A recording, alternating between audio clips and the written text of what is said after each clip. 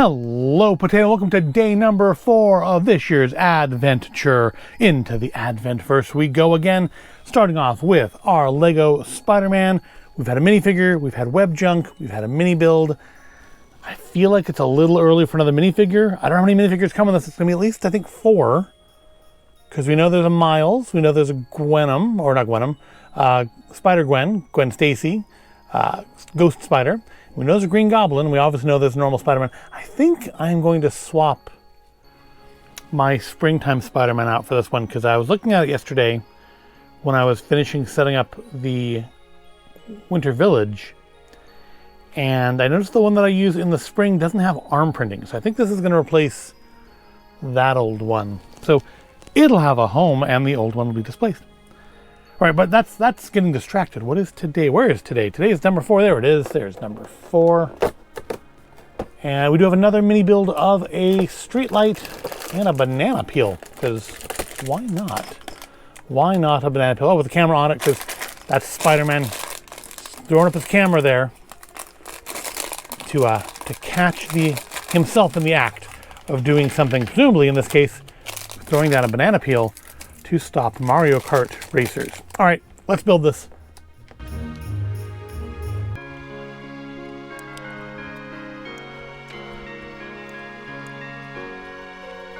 And there we have it, our little street sign with camera, old-timey camera. You'd think he'd be just like sticking up a cell phone now, but nope. Still rocking an old film camera by the looks of it, or at least a DSLR. Could be a DSLR. And yep, he set up the camera to catch somebody coming along and just slipping on the banana peel. I don't have another minifigure otherwise. Because obviously Spider-Man himself is not going to slip on it. It's a very rubbery banana peel. I was kind of expecting to be harder plastic, but I don't know why. I mean, they do a lot of these kind of things. These pointy-edged things tend to be this kind of rubbery stuff nowadays. Yeah, very rubbery banana peel. I think, depending on what we get out of the Droid factory, I think today is an easy win for Lego again. I think most days are going to be, because individual parts of a robot generally difficult to beat out anything Lego's going to throw at us, except for, of course, a bag of webs. Let us head to Tatooine, visit the Jawas and their sandcrawler, and see what is behind window number 4. It feels like it's a bigger thing. It's either head or a torso. I don't know which. Head. I'm going to say head. So you just have all these little loose droid bits, nothing to attach them to until the very end. And then you'll get the fun of building the entire droid at one time on day 4. Oh, it's a head. Oh, and the third leg. I forgot about the middle leg. There I was yesterday talking all about how you'd get a bit every day, and then, on the 4th day you do the final bit to build the droid. But we can at least put the little dispenser on top of them. Oh, there's the front. Looks cute, typical basic standard R2 unit. And a leg. So we have lots of droid junkyard bits over here. But sadly, it'll be tomorrow that we finally get to see it in its full grandeur. So, what wins today? This head, or this admittedly kind of short light post. I have a lot of light posts in the Winter Village. I don't know if I'm necessarily going to have any use for this, but maybe. I already have a Spider-Man in there, because a couple years ago they had a Spider-Man in an ugly sweater, one of the Avengers ones. And so he's already represented in the Winter Village. So I guess today we're going to give it again to Lego, because we actually have a thing, as opposed to just a bit of a thing. I think overall I'm going to love this just like I loved it 2 years ago. But day to day, Lego has the distinct advantage.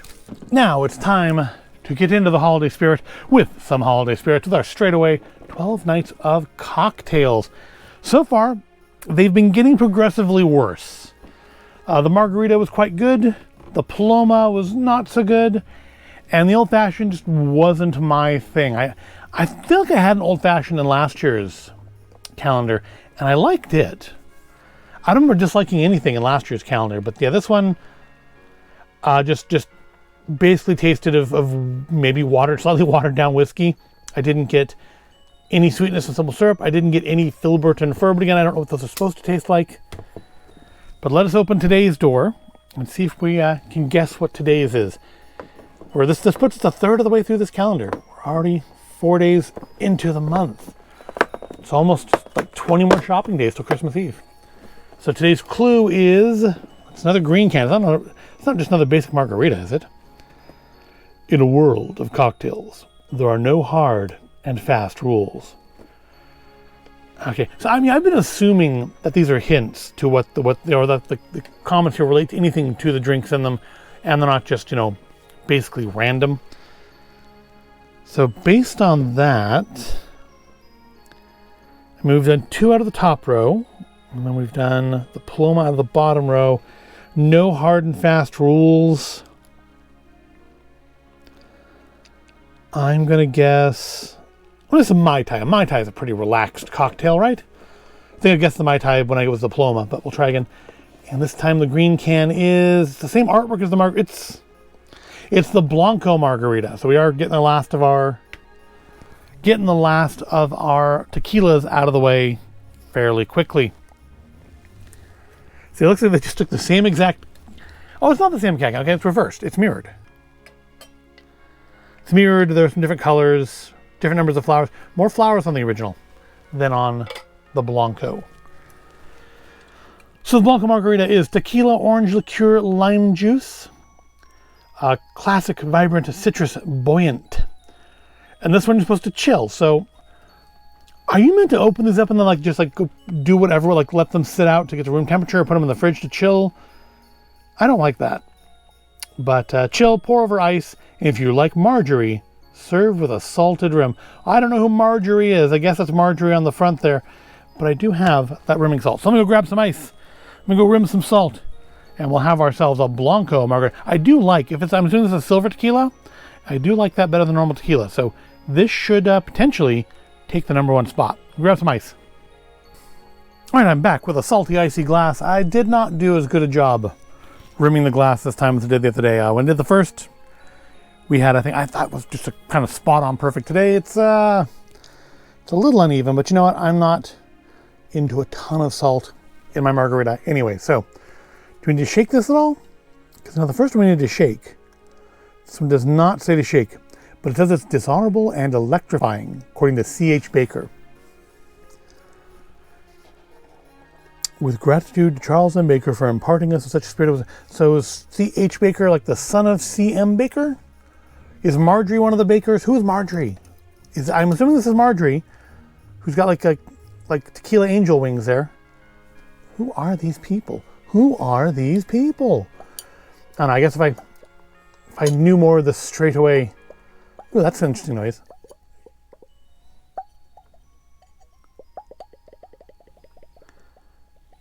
I don't know if the mic's picking that up. Hold on.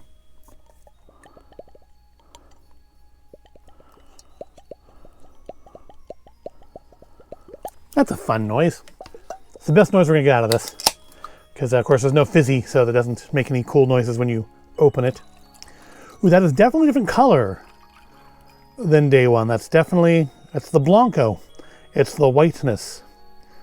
It is that either like white or silver tequila. It just says tequila on it, but clearly it's not just normal straight yellow tequila. It's got a yellowish tinge to it still. Slightly greenish yellow, probably from the lime. Yeah, it's lime juice in it. So a little greenishness from that, but overall pretty white. I want to say, it's been a couple days, but I want to say this one smells like, a little bit more refreshing. I get the orange. I get the orange liqueur out of this one. What was in the other one? Also had orange liqueur. Had other stuff in it too, though. And this one sounds simpler. I think I'm going to like this one better. This could be our new #1. Let's give it a try.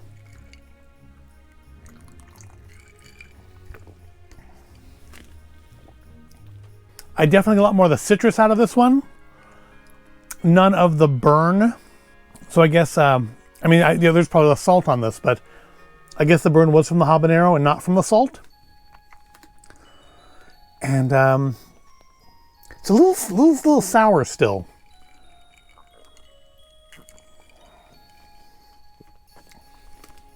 I'm assuming that's the lime juice. It's got a little sourness to it. I honestly would prefer it to be just a tiny bit sweeter. But I'm really not getting much of the tequila flavor out of this one at all. It's a difficult choice. Better go back for another sip.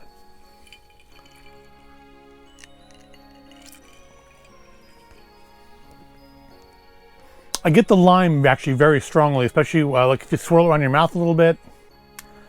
When you swallow, I get the sense of the lime coming like kind of back up my throat.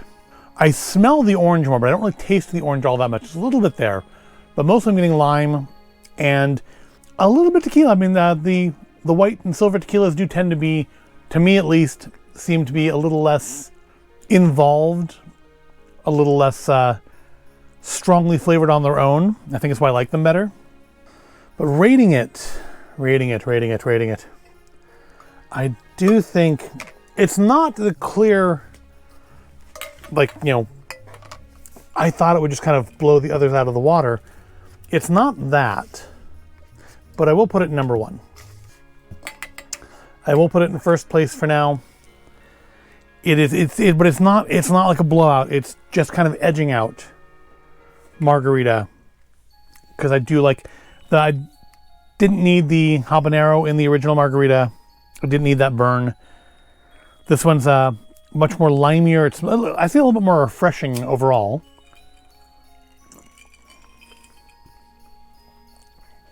It's not best. I don't think by any means do I think this is going to be the first place by the end of this. But a third of the way through, I'm still thinking. I'm thinking the Negroni is going to be interesting. I've never had one. I think our espresso martini is very likely going to be number 1. Like just coffee. You had me at coffee. But overall, I am very satisfied with this calendar. I hope we have another version of this next year. It's annoying when you find a good calendar and they don't do another version next year. It just kind of disappears off the face of the earth.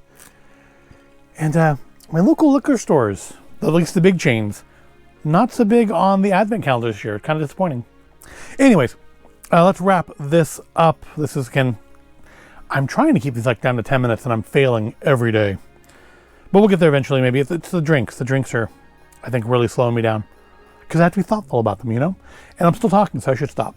So I hope you found this all interesting or entertaining. If you did, give it a like, subscribe to the channel. I do thank you for watching today. Let me know in the comments what are your favorite Christmas songs, Christmas music that you play. But for myself, Christmas Time at Halls, of course, is just an absolute necessity. Classic. I tend to listen to kind of a lot of more humorous music. I mean, I've got stuff on the playlist that belongs there, obviously, like Trans-Siberian Orchestra, Lindsey Sterling. Although honestly, I prefer if she would kind of just do more traditional stuff in her style as opposed to trying to do pop music. But I get she's trying to do a Mariah Carey and kind of set herself up for life. But yeah, I can't say there's any like one particular holiday artist. It's just whatever sounds good and maybe a little less than traditional. But let me know in the comments, what are your favorites? Give me some suggestions there if you have some good ones. I'm always open to add more things to the playlist. And come back tomorrow for day number 5 as we take another journey into the Adventverse.